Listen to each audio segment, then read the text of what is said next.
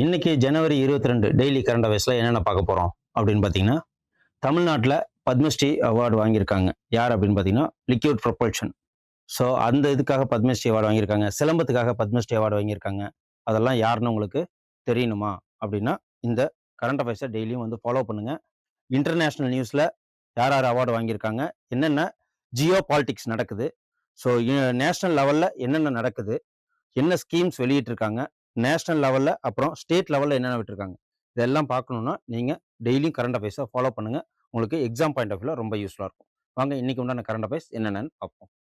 January 28 first question.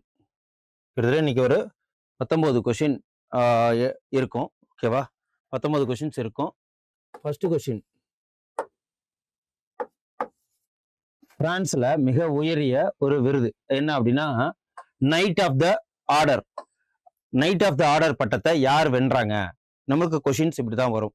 Night of the order அப்படின்னு சொல்லிட்டு ஒன்று பெக்காம்ங்கிறவங்க அவங்க வந்து என்ன அவார்டு கொடுத்தாங்க, இல்லைன்னா பிரான்ஸோட உயரிய அவார்டு எது அப்படின்னு சொல்லிட்டு கேட்கலாம். ஸோ அது விக்டோரியா பெக்கம். இவங்க வந்து ஒரு ஆடை வடிவமைப்பாளர். ஓகேவா? அவங்களோட நேர்த்தியான அந்த வேலைப்பாடுகளுக்காக அவங்களுக்கு இந்த அவார்டு வழங்கப்பட்டிருக்கு. என்ன அவார்டுனா நைட் ஆஃப் தி ஆர்டர் அப்படிங்கிற பட்டத்தை. இது பிரான்ஸோட ஒரு உயர்ந்த விருது. எதுக்காக கொடுக்க போறாங்க இந்த அவார்டுனா, கலை மற்றும் கடிதங்களின் நைட் ஆஃப் ஆர்டர் என்ற பட்டம் வழங்கப்படுறது. அது மட்டும் இல்லாம இவங்க ஃபேஷன் மற்றும் உலகளாவிய படைப்பு கலாச்சாரத்திற்கு முன்னோடியா திகழ்றதுனால இவங்களுக்கு இந்த knight of the order award வழங்கப்படுது. இவங்க எதுக்காக தன்னிச்சைய நேர்த்தியான உள்ளவங்க அப்படின்னு பார்த்தீங்கன்னா, குறைந்தபட்ச வடிவமைப்பு, துல்லியமான தையல், அதே மாதிரி ஃபேஷன் லேபிளை வரையறுக்கப்பட்டது அப்படிங்கிற ஒரு தனித்துவமான அடையாளத்துக்காக இவங்களுக்கு இந்த அவார்டு வழங்கப்பட்டிருக்கு. சமீபத்தில் உள்ள அவார்ட்ஸ் இதெல்லாம் வந்து ஒரு ரிவிஷனுக்காக நம்ம பார்க்கறது எக்ஸாம் பாயிண்ட் ஆஃப் வியூல. 2000 அமைதிக்காக பிரைஸ் கொடுக்கறது என்ன அப்படின்னா, கிராசா மேச்சல் அப்படிங்கிறவங்களுக்கு என்னன்னா மொசாம்பிக், அவங்க அந்த ஏரியாவை சேர்ந்தவங்க, கண்ட்ரியை சேர்ந்தவங்க, இந்திரா காந்தி பீஸ் பிரைஸ் வழங்கப்பட்டிருக்கு. அது மட்டும் இல்லாம சுற்றுச்சூழல் சாதனைக்கான டைலர் பரிசு டோபி கியர்ஸ் அவங்களுக்கு வழங்கப்பட்டிருக்கு. அப்புறம் இந்திய ராணுவ அதிகாரியான மேஜர் ஸ்வாதி சாந்த் குமாரிக்கு இந்த பாலின பிரிவில் சேரா விருது வழங்கப்பட்டிருக்கு. So union secretary general award வழங்கப்பட்டிருக்கு மேஜர் ஸ்வாதி சாந்த குமார், இந்தியன் ஆர்மி ஃபோர்ஸ். இதுதான் ஃபர்ஸ்ட் டைம் அவங்க வாங்கியிருக்கிறாங்க. அப்புறம் வந்து ஜான்சன் நிவேடியாவின் தலைமை நிர்வாக அதிகாரியாக, என்விடியா இருக்கு இல்லையா, என்விடியான்னு சொல்லிட்டு ஒரு சிப். ஓகேவா? அது எல்லா சிஸ்டத்துலையும் கேம் சிஸ்டம் தான் இருக்கும். அதுக்கு தலைமை அதிகாரியா ஜென்சன் ஹுவாங்கிற்கு ஜனவரி 6 அவங்களுக்கு மெடல் ஆஃப் ஹானர் விருது வழங்கப்பட்டிருக்கு. அப்புறம் இந்திய ரயில்வேல 100 அதிகாரிகள் மற்றும் ஊழியர்களுக்கு 70வது விசிஷ்ட ரயில் சேவா புரஸ்கார் அவார்டு வழங்கப்பட்டிருக்கு. ஸோ கணிதவியலாளரான நளினி ஜோஷி நியூ சவுத் வேல்ஸின் ஆண்டின் சிறந்த விஞ்ஞானியாக தேர்ந்தெடுக்கப்பட்டிருக்காங்க. அடுத்தது சொன்னோம் இல்லைங்களா, இவங்க ராக்கெட் ப்ரொபல்ஷன். ஓகேவா? இவர் யார் அப்படின்னா, தமிழ்நாட்டை சேர்ந்தவருக்கு பத்மஸ்ரீ அவார்டு எதுக்காக வழங்கப்பட்டிருக்கு அப்படின்னு பார்த்தீங்கன்னா, இவர் முத்து ஞானம், டாக்டர் ஏஇ முத்து நாயகம் என்ற இந்திய திட்டத்தின் சிற்பி அப்படின்னு சொல்லிட்டு சொல்லுவாங்க. 2026 பத்மஸ்ரீ விருது வழங்கப்பட்டிருக்கு. எதுக்காக அப்படின்னு பார்த்தீங்கன்னா, இவர் நாகர்கோயில் டிஸ்ட்ரிக்டை சேர்ந்தவர். தமிழ்நாட்டில் திரவ ராக்கெட் உந்து வரிசை திட்டத்தை வடிவமைச்சதுக்காக, ஓகேவா, அவரோட கான்ட்ரிபியூஷனுக்காக கொடுக்கப்பட்டிருக்கு. India liquid rocket propulsion programme. இவர் வந்து எப்போ பிறந்திருக்காரு அப்படின்னா, ஜனவரி 11 1939 நாகர்கோவில் தமிழ்நாட்டில் பிறந்தவர். ஸோ இவருக்கு இந்த வருஷத்துக்கான பத்மஸ்ரீ அவார்டு ராக்கெட் ப்ரொபல்ஷனுக்காக, லிக்விட் ராக்கெட் ப்ரொபல்ஷனுக்காக வழங்கப்பட்டிருக்கு. அதுக்கப்புறம் இவர் விக்ரம் சாராபாயோட 1966 இந்தியாவின் விண்வெளி திட்டத்தில் இணைந்தவர். இவர் விக்ரம் சாராபாய். இதே சேம் இதுல தான் ஏபிஜே அப்துல் கலாம் அவர்களும் இணைஞ்சு வேலை பார்த்தது நமக்கு தெரியும். விக்ரம் சாராபாய் விண்வெளி மையம் முக்கிய பங்கு வைத்தார் அப்படின்னு சொல்லிட்டு இதுவும் இருக்கு.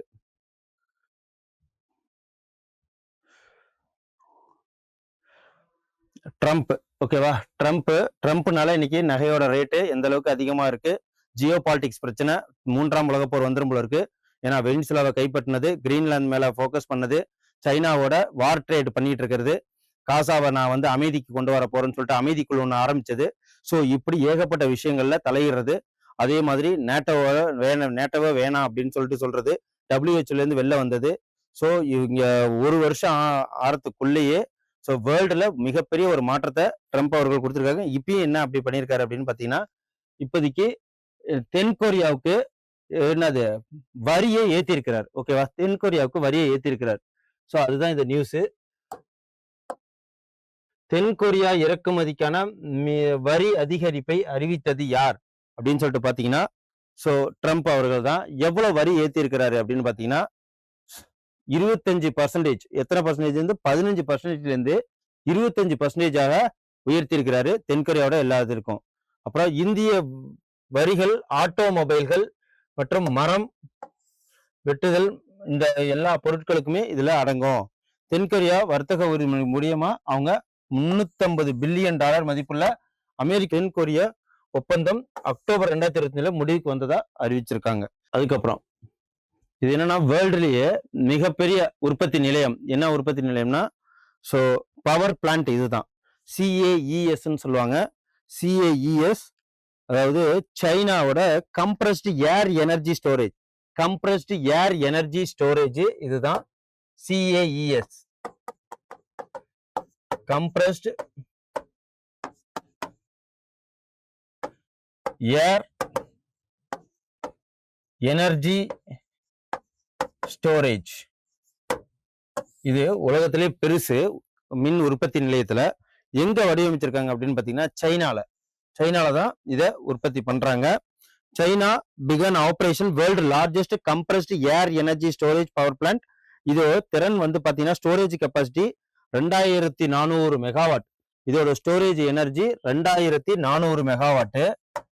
400 மெகாவாட் ஸ்டோரேஜ். அது மட்டும் இல்லாம இது கெப்பாசிட்டி ஜெனரேஷன் கெப்பாசிட்டின்னு பண்ணுவாங்க. ஜெனரேட் பண்ணோம் இல்லையா, அதோட கெப்பாசிட்டி ஒரு நாளைக்கு எவ்வளவு அப்படின்னு பாத்தீங்கன்னா 600 மெகாவாட். ஓகேவா? ஸ்டோரேஜ் பண்றது, உற்பத்தி பண்ணி ஸ்டோரேஜ் பண்றது, ஒரு நாளைக்கு ஜெனரேட் பண்றதே வந்து 600 மெகாவாட் பண்ணும். இதுதான் so compressed air energy storage. இதுதான் அது. சீனா உலகின் மிகப்பெரிய அழுத்தப்பட்ட காற்றாற்றல் சேமிப்பு. இது 2400 மெகாவாட் சேமிப்பு திறன் கொண்டது, 600 மெகாவாட் உற்பத்தி திறன் கொண்டது இந்த பவர் பிளான்ட்.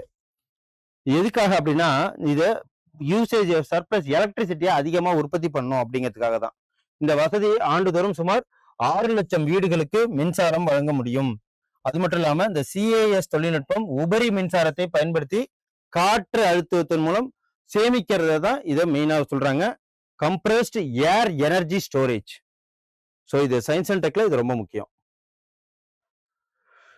அதுக்கப்புறம் கரியல்னு சொல்லுவாங்க. இது ஒரு நன்னீர் முதலை.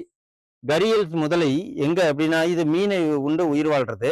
நன்னீர் முதலைகள். கரியல்னா மூக்கு அப்படியே பெருசா இருக்கும். ஸோ இது என்ன பண்றது அப்படின்னா 2வது பெரிய நதியாக எது உருவெடுத்திருக்கு அப்படின்னா இந்தோ நேபாள். ஓகேவா? முதலைகள் ஃபர்ஸ்ட் எங்க இருக்கு அப்படின்னு சொல்லிட்டு பார்ப்போம். எங்கன்னா கண்டக். ஓகேவா? கண்டக் பகுதியில தான் இது அதிகமாக காணப்படுது. பீகார்ல மேற்கு இந்திய நேபாள் எல்லையில் பாயும் கண்டக் நதி. அதுல இந்த சாம்பல் நதிக்கு பிறகு 2வது. ஓகேவா? கண்டக் நதி, சாம்பல் நதி ஃபர்ஸ்ட். கரியல் அதிகமாக இருக்கிற ஒரு ஆறு.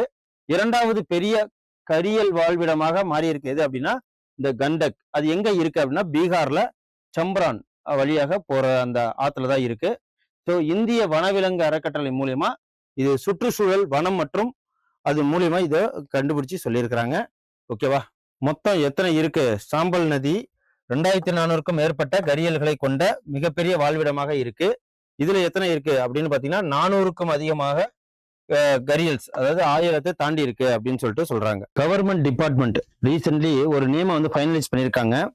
என்ன அப்படின்னா அண்ணா சக்ரா இனிஷியேட்டிவ், அதாவது பிரான்ஸ் எடல்மேன் அவார்டு அப்படிங்கிறத அண்ணா சக்ரா அவார்ட், அண்ணா சக்ரா இனிஷியேட்டிவ் அப்படின்னு சொல்லிட்டு சொல்லுவாங்க. Department of food and publication department of food, உணவு மற்றும் பொது விநியோகத்துறை மூலமா இதை அறிவிச்சிருக்காங்க. உணவு மற்றும் பொது விநியோகத்துறை. ஸோ அண்ணா சக்ரா முயற்சிக்காக 2026ஆம் ஆண்டுக்கான பிரான்ஸ் எடல்மேன் விருதுக்கான இறுதி போட்டியாளராக எது பெயரிடப்பட்டிருக்கு அப்படின்னு பாத்தீங்கன்னா அண்ணா சக்ரா இனிஷியேட்டிவ் மூலமா department of food and public distribution தேர்ந்தெடுக்கப்பட்டிருக்காங்க. எதுக்காக அப்படின்னா இந்த அண்ணா சக்ரா அப்படின்னா என்ன அப்படின்னா இந்தியாவோட பொது விநியோக முறையின் பிடிஎஸ் பப்ளிக் டிஸ்ட்ரிபியூஷன் சிஸ்டம் சொல்லுவாங்க இல்லையா, அந்த விநியோக சங்கிலியை ஊக்குவிக்கிறதுக்காக உள்ள இந்த ஒரு கருவியை தான் இவங்க யூஸ் பண்ணியிருக்கிறாங்க. அண்ணா சக்ரா சப்ளை செயின் ஆப்டிமைசேஷனை டெவலப் பண்றதுக்காக கொண்டு வரப்பட்டது தான் இது. ஸோ இது மாநில வாரியான உணவு தானியத்தை மேம்படுத்துறதும், அதுக்கப்புறம் ஒரு ஆராய்ச்சி அடிப்படையிலான முடிவு ஆதரவு அமைப்பாகவும் இது செயல்படுது. ஸோ இந்த முயற்சி இந்தியாவில் உள்ள ஐக்கிய நாடுகள் உலக உணவு திட்டம் மற்றும் டெல்லி ஐஐடி நிறுவனம், அரசாங்க ஐக்கிய கல்வித்துறை கூட்டாண்மை இவங்க எல்லாம் சேர்த்து உருவாக்கப்பட்டதுதான். அஸ்ஸாம் 82.5 கோடி செலவுல சிந்தியா ஜோதிராவ் சிந்தியா அவர்கள், அதாவது அஸ்ஸாம் கவுஹாத்தி 82.5 கோடி மதிப்பிலான மூங்கில் துறை திட்டங்களை யார் தொடங்கி வச்சிருக்காங்க அப்படின்னு பாத்தீங்கன்னா ஜோதிராவ் எம் சிந்தியா அவர்கள் தொடங்கி வச்சிருக்காங்க. எதுக்காக அப்படின்னா இந்த union minister Jyotirao Scindia bamboo sector ப்ராஜெக்டை மேம்படுத்தணும். பேம்பு செக்டார் ப்ராஜெக்ட்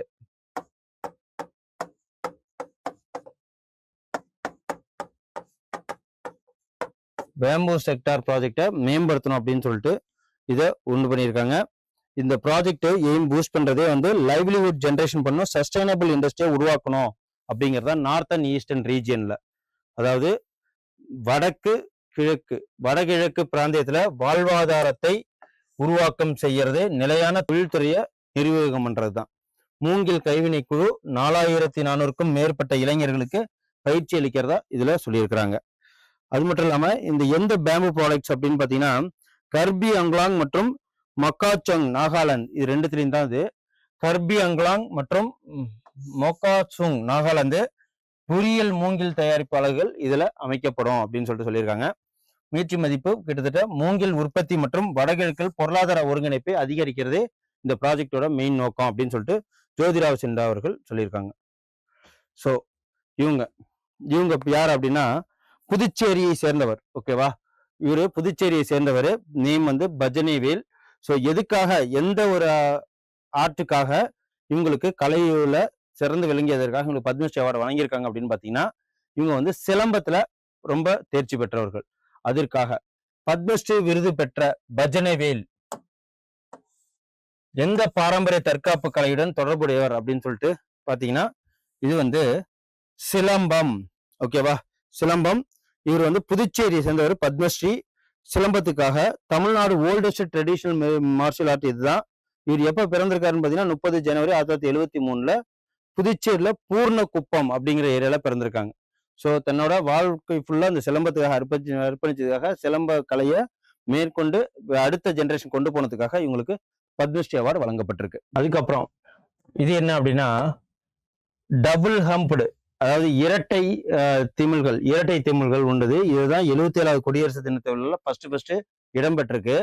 இது எங்க இருக்கு அப்படின்னா லடாக் ரீஜன்ல இருக்கும். ஓகேவா, கிட்டத்தட்ட இது எண்ணிக்கையே கம்மியா தான் இருக்கு.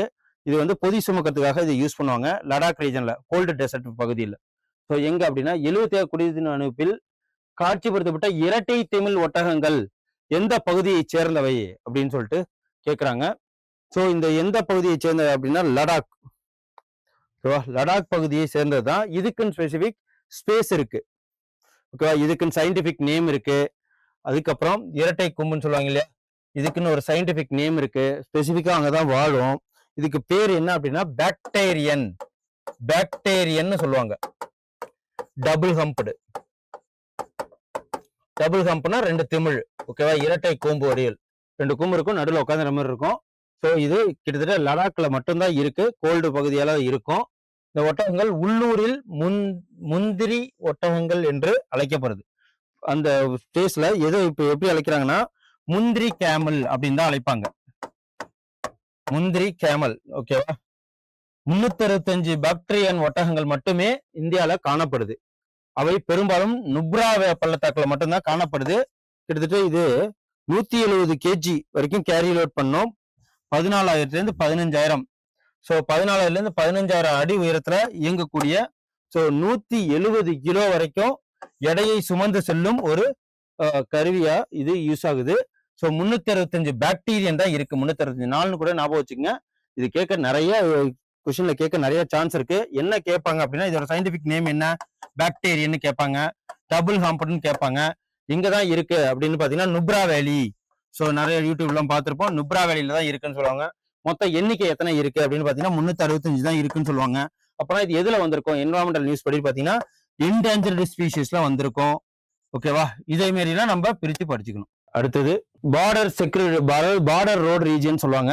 அதாவது பார்டருக்கு இப்ப நம்மளுக்குலாம் வந்து ரோடு எல்லாம் போடுறது National Highway Authority of India. So அதே மாதிரி மலைகள்ல ஸோ ஒரு கண்ட்ரி டு இன்னொரு கண்ட்ரிக்கு, அதாவது இந்தியாவோட கண்ட்ரி பார்டர்ல எல்லாம் ரோடு கட்டுறதுக்கு தனி organisation, border road organisation.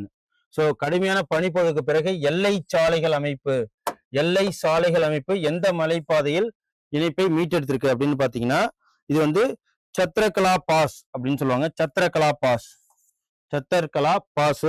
So இதுதான் border road organisation restore road connectivity heavy ஸ்னோஃபாலுக்கு அப்புறம். பார்டர் ரோடு ஆர்கனைசேஷன் அந்த ஸ்னோஃபால் எது வரைக்கும் போயிருக்கு அப்படின்னு பாத்தீங்கன்னா 5 to 6 ஃபீட் வரைக்கும். ஓகேவா, ஜனவரி 23, 2006. ஸோ 5 to 6 அடி கனமழை காரணமாக, கன பனிப்பொழிவின் காரணமாக 38 கிலோமீட்டர் சாலை தடுப்பு ஏற்பட்டிருக்கு. ஓகேவா, ஸ்னோஃபாலின் காரணமாக. ஸோ இந்த டாஸ்க் வந்து 118 RCC அண்டர் 35 BRTF மூலமா இந்த ப்ராஜெக்ட் சம்பர்க்ல நடந்திருக்கு. அதுக்கப்புறம் இது என்ன அப்படின்னா, first country national assembly bill banning children under 15 from social media பிளாட்ஃபார்முக்காக பண்ணியிருக்கிறாங்க. என்ன அப்படின்னா, இது வந்து பிரான்ஸோட அசம்பிளி. ஓகேவா, பிரான்ஸ் என்ன பண்ணியிருக்காங்கன்னா, 15 வயசுக்குள்ளவங்க சோசியல் மீடியாவை யாரும் அக்சஸ் பண்ணக்கூடாதுன்னு சொல்லிட்டு பகிரங்கமா வெளில அறிவிச்சிருக்காங்க. எந்த நாடு, ஸோ அதான் எந்த நாட்டின் தேசிய சட்டமன்றம் 15 வயதுக்குட்பட்ட குழந்தைகளை சமூக ஊடக தளங்களில் இருந்து தடை செய்யும் ஒரு பில்ல பாஸ் பண்ணியிருக்காங்க அப்படின்னு பாத்தீங்கன்னா பிரான்ஸ் சட்டமன்றம். ஓகே, பிரான்ஸ் சட்டமன்றம் இதை தடை செய்திருக்காங்க. 15 வயதுக்கு குழந்தைகளை சமூக ஊடக தளங்களில் இருந்து தடை செய்யும் சட்டத்தை பிரான்ஸ் அங்கீகரித்திருக்கு. ஸோ இந்த பில் வந்து பாஸ் பண்ணியிருக்கிறதுக்கு 116 வாக்குகள் மற்றும் 23 வாக்குகள் வித்தியாசத்தில் நிறைவேற்றப்பட்டிருக்கு. ஓகேவா, இது எங்கெங்க அப்படி என்னென்னலாம் பேன் பண்ணியிருக்காங்க அப்படின்னு பாத்தீங்கன்னா, ஃபேஸ்புக்கு, இன்ஸ்டாகிராமு, யூடியூப், டிக்டாக்கு மற்றும் ஸ்னாப்சாட் போன்ற தளங்கள் இதுல அடங்குறது. ஸோ சமூக ஊடகங்கள்ல யூரோப்பியனுக்கு இணக்கமான எந்த ஒரு விஷயத்துமே, ஏன்னா இதெல்லாம் வந்து maybe Facebook, Instagram, YouTube, TikTok எல்லாமே வந்து சைனா, டிக்டாக் மட்டும் சைனா, பட் எல்லாமே வந்து யூஎஸ் இதுல இருக்கிறதுனால இட்ஸ் மேபி அதனால கூட பண்ணியிருக்கலாம். ஓகேவா, ஆன்லைன் கொடுமைப்படுத்துதல், மனநல பிரச்சனைகள், அதிகப்படியான திரை நேரத்தை நிவர்த்தி செய்வதை நோக்கமாக கொண்டு இதை வந்து பேன் பண்ணியிருக்காங்க. ஸோ பிரான்ஸோட மேப் இதுதான். பிரான்ஸு, சுவிட்சர்லாந்து இருக்கு, தலைநகரம் பாரிஸு, லக்சம்பர்க், பெல்ஜியம், இப்பெல்லாம் நிறைய நியூஸ்ல பார்ப்போம். ஓகேவா, யுனைடெட் கிங்டம் இங்கதான் இருக்கு, Netherlands, Belgium, Germany, Luxembourg. So Paris தான் பிரான்ஸோட தலைநகரம். ஜனாதிபதி யாருன்னா இம்மானுவேல் மேக்ரான், அதிகாரப்பூர்வ மொழி பிரெஞ்சு, தலைநகரம் பாரிஸ், நாணயம் யூரோ. ஸோ வேர்ல்டு ஹெல்த் ஆர்கனைசேஷன்ல இருந்து தன்னை வாலண்டரியாக விடுவித்து கொண்ட நாடு எது அப்படின்னு பாத்தீங்கன்னா USA. ஓகேவா, எதுக்காக அப்படின்னா, பேண்டமிக் காலங்கள்ல எங்களுக்கு இவங்களால எந்த ஒரு இதுவும் இல்லை, பாசிட்டிவிட்டியா எதுவும் நடக்கல அப்படிங்கிறதுக்காக இவங்க வேர்ல்டு ஹெல்த் ஆர்கனைசேஷன் வெளில வந்தாங்க. உலக சுகாதார அமைப்பிலிருந்து முறையாக விலகிய நாடு எது அப்படின்னு பாத்தீங்கன்னா யுனைடெட் ஸ்டேட்ஸ் தான். எதுக்கு அப்படின்னா, executive order by President Donald Trump 2025 சொன்னதுதான். கோவிட் தொற்று நோய் காரணம் வந்து பெருசா இல்ல, கோவிட் தொற்று நோயை WHO கையாண்ட விதம் வெளியேற இருக்குன்னா முக்கிய காரணமாக அமெரிக்கா ரீசனா சொல்லியிருக்காங்க. இந்த முடிவு அமெரிக்க உலகளாவிய சுகாதார கொள்கையை ஒரு பெரிய மாற்றத்தை குறிக்கிறது அப்படின்னு சொல்லிட்டு சொல்லியிருக்காங்க. ஸோ மிகப்பெரிய ஃபுட் கார்னிவல் எங்க நடக்க போகுது அப்படின்னு பாத்தீங்கன்னா, இதுல கல்ஃப் ஃபுட்டு. ஓகேவா, கல்ஃப் ஃபுட்டு அப்படின்னு சொல்லுவாங்க. இந்த கார்னிவல் துபாயில நடக்க போகுது. ஸோ என்னைக்கு அப்படின்னு பாத்தீங்கன்னா ஜனவரி 26 to 30 வரைக்கும். ஸோ இதுல ஏகப்பட்ட ஃபுட் கார்னிவல். இப்போ இந்தியாவுக்குன்னு சொல்லிட்டு தனியா ஒரு எத்தனை ஏக்கர்ல ஃபுட் கார்னிவல் பெவிலியன் வச்சிருக்காங்க அப்படின்னு பாத்தீங்கன்னா 1434, அதாவது 1434 ஸ்கொயர் ஃபீட் அளவுக்கு இந்தியாவோட டைவர்சிஃபைடான ஃபுட்டை வந்து அதுல பிளேஸ் பண்ணி எல்லாருக்கும் அதை சுவைக்க கொடுக்கணும். அதை வந்து நம்ம கல்ச்சரை ப்ரெடிக்ட் பண்ணோம் அப்படிங்கிறதுக்காக நம்மளோட இந்த கல்ஃப் ஃபுட்டு இந்த கார்னிவல்ல நம்ம இந்தியன் பாரம்பரியமான நிறைய ஃபுட்டுகளை இதுல பிளேஸ் பண்றாங்க, காட்சிப்படுத்துறாங்க.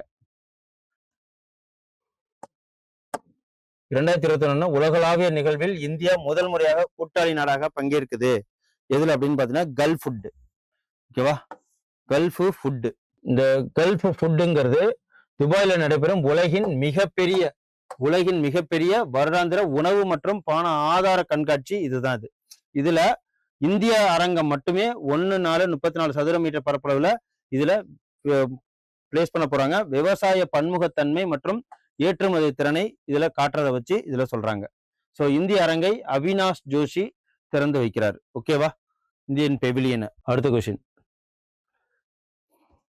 ஸோ இதுதான் வேர்ல்ட்லேயே முதல்ல இவர் ஹீரோஸ் பரிசை அதாவது விலே ஆராய்ச்சி ஹீரோஸ் பரிசை பெற்ற முதல் இந்தியர் அப்படிங்கிற பேரு இவருக்கு தான் இருக்கு. காரணம் இவரு சந்திரகாந்த் லஹாரியா. இவர பேர் வந்து சந்திரகாந்த் லஹாரியா அப்படிங்கிறது இவரோட பேரு. First Indian to receive Wiley research heroes prize. So இவர் வந்து எதுக்காக அப்படின்னா ஹெல்த் கேர்ல தன்னோட ஈடுபாடு அதிகமாக கொடுத்ததுனால இவருக்கு ஃபர்ஸ்ட் இந்த பிரைஸ் கொடுக்குறாங்க. இந்தியாவிலே தான் உலகளாவிய சுகாதார ஆராய்ச்சிக்காக 2025ஆம் ஆண்டுக்கான விலே ஆராய்ச்சி ஹீரோஸ் பரிஸ். ஓகேவா, ஹீரோஸ் பிரைஸ்ன்னு வச்சுங்க. விலே ஆராய்ச்சி பேர் என்ன அப்படின்னு பாத்தீங்கன்னா டாக்டர் சந்திரகாந்த் லஹாரியா அப்படிங்கிறது. ஓகே, 2000 பேர் நாமினேஷன்ல இவர் தான் வந்து வின் பண்ணியிருக்காரு. அப்புறம் இன்னைக்கு நேஷனல் ஜியோகிராபிக் டே என்னைக்கு அப்படின்னு பாத்தீங்கன்னா 27 ஜனவரி. ஸோ நேஷனல் ஜியோகிராபிக் டே 27 ஜனவரி. ஸோ இது எப்பயிலிருந்து கொண்டாடிட்டாங்க? நேஷனல் ஜியோகிராபிக் சொசைட்டி மூலயமா 1888 ஆரம்பிக்கப்பட்டது தான் இந்த நேஷனல் தேசிய புவியியல் தினம், ஜனவரி 24. இது எதுக்காக அப்படின்னா காலநிலைகள், பல்லுயிர் மற்றும் கலாச்சாரங்களை பற்றி அறிய மக்களை, அப்புறம் நிலப்பரப்பு, புவியியல் அறிவியல் மற்றும் ஆய்வு கலாச்சாரத்துக்காக மற்றும் சுற்றுச்சூழல் பாதுகாப்பையும் இது கொண்டாடுது. அதுக்காக தான் இது இந்த நேஷனல் ஜியோகிராபிக் சொசைட்டி வாஷிங்டன் டிசில 1888 ஆரம்பிச்சது தான் இந்த நாள். அதுக்கப்புறம் அதாவது உமன்ஸ் பிரீமியர் லீக், இப்போ ஐபிஎல் மாதிரி உமன்ஸ் பிரீமியர் லீக்னு இந்த வருஷம் ஆரம்பிச்சிருக்காங்க. ஃபர்ஸ்ட் சதம் அடிச்சது 57 பால்ல யார் அப்படின்னா இவங்க தான். ஓகேவா, மும்பை இந்தியன்ஸ் அணியை சேர்ந்தவங்க. இவங்க பேர் என்ன அப்படின்னா நேட் ஷெவியர் பிரண்ட். நாட் ஷெவியர்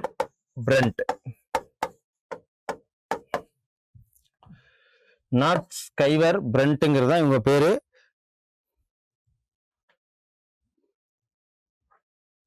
ஸோ இவங்க வதோதராவில் ராயல் சேலஞ்ச் பெங்களூர் அணிக்கு எதிராக 57 பந்துல 100 ரன்கள் எடுத்த முதல் செஞ்சுரி லிஸ்ட் இவங்க தான் வந்து எப்பன்னா உமன்ஸ் பிரீமியர் லீக்ல எடுத்திருக்காங்க. ஓகே, அதுக்கப்புறம் Sikkim police to protect and serve என்ன அவார்டு வாங்கியிருக்காங்க இந்த வருஷத்துக்கு அப்படின்னு பாத்தீங்கன்னா பிரசிடென்ட்டோட போலீஸ் கலர் அவார்டு வாங்கியிருக்கிறாங்க. எதுல அப்படின்னா இந்த 77வது குடியரசு தினத்துல எந்த காவல் படைக்கு ஜனாதிபதியின் காவல் வண்ண விருது வழங்கப்பட்டிருக்கு அப்படின்னா சிக்கிம் போலீஸ் அவர்களுக்கு வழங்கப்பட்டிருக்கு, சிக்கிம் காவல்துறைக்கு. எதுக்காக அப்படின்னா இந்த நிஷான் சொல்லுவாங்க, அவுட்ஸ்டாண்டிங் சர்வீஸ் அண்ட் ப்ரொஃபஷனலிசத்துக்காக. இந்த காலர் அவார்டு எதுக்காக வழங்கப்படுது அப்படின்னு பாத்தீங்கன்னா சிக்கிம் காவல்துறை பெற்றிருக்கு. எதுக்காகனா சிறந்த சேவை மற்றும் தொழில்முறைக்காக. இவங்க 15வது ஸ்டேட்டா மாநிலமாக வடகிழக்கில் 3வது மாநிலமாகவும் இது வந்து சூஸ் பண்ணாங்க. இந்த ரிசீவ் அவார்டு வாங்கியிருக்கிறாங்க. எதுக்காக excellence, bravery, discipline, police force, individual act, இது எல்லாத்துக்குமே சேர்த்து தான் இது. ஸோ இது மிகப்பெரிய முக்கியமான ஒரு அவார்டு சிக்கிம் நாட்டு போலீஸ் ஆஃபீஸருக்கு. ஓகே, இன்னைக்கு உண்டான கரண்ட் அஃபேர்ஸ் உங்களுக்கு ரொம்ப யூஸ்ஃபுல்லாக இருக்கும்னு நினைக்கிறேன். ஸோ நாளைக்கு ஒரு இம்பார்ட்டன்ட் கரண்ட் அஃபேர்ஸ்ல உங்களை சந்திக்கிறேன். நன்றி, வணக்கம். Send a map. You dare to dream, we care to accomplish.